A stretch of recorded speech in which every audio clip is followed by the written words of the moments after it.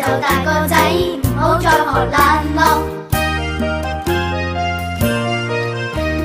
晴晴話你知，努力讀書點會遲？發奮圖強為大志，80都未遲。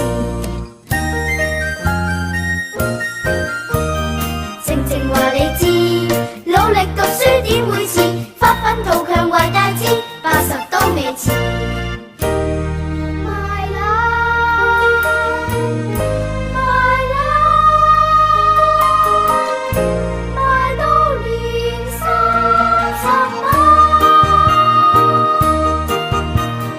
過咗年就大個仔，唔好再學懶惰。